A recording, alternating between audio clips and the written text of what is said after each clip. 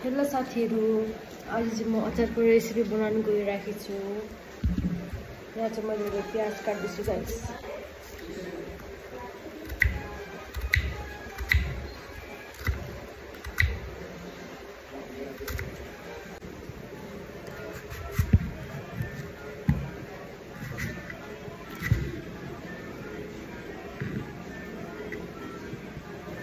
आज चाहिँ म लन्च बनाउँदैछु गाइस। लन्चमा अचार बनाएको आज।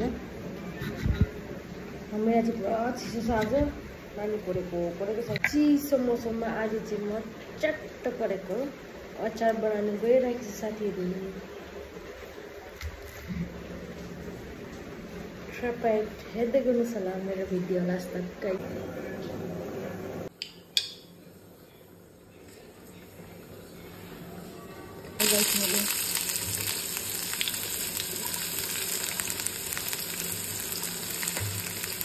खुर्सानी पनि हाल्छु।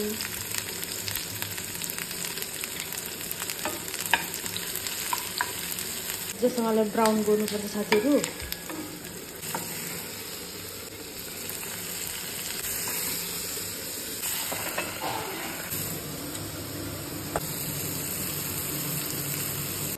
यो चाहिँ मसुन्दरीको अचार बनाउन गइरहेको छ साथीहरु।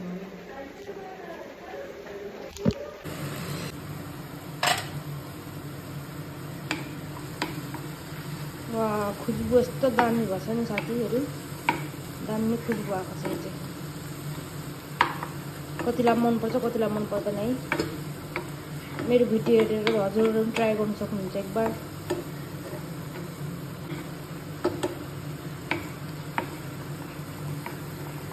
खुशबू त तगडा आएको छ साथीहरु।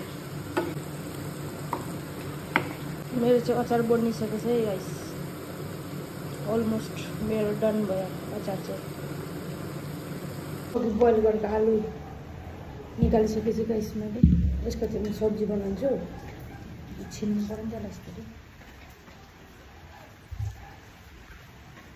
हेर्नुहोस् मेरो भिडियो लास्ट तक गाइस। तपाईहरुलाई म अझै एउटा रेसिपी देखाउन गइरहेको छु।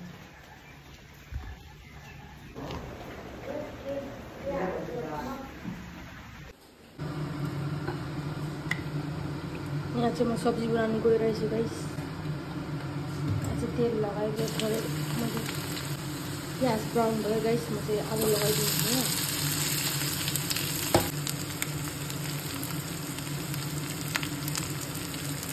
यहाँ चाहिँ थोरै हर्दी अनि स्वाद अनुसार नमक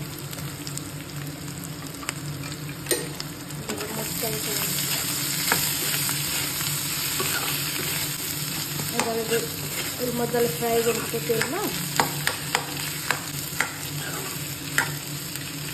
गुन्द्रुक लगाइदिन्छु।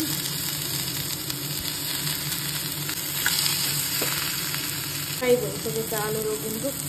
त्यसको बादमा थोरै नुन पानी दिन्छु।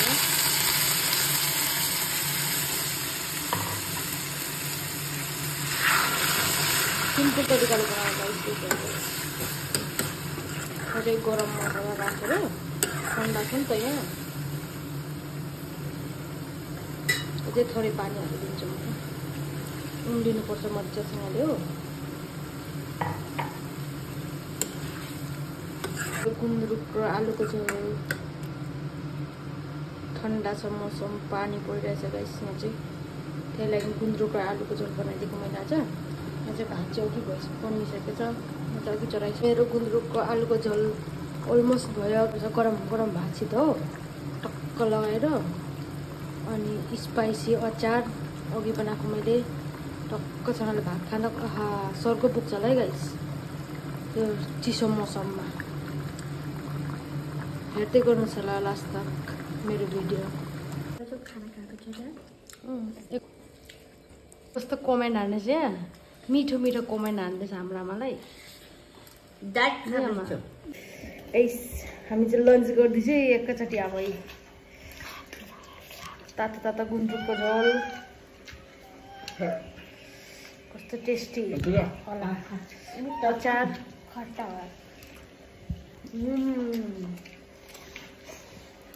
अघिको अचार दामी भयो।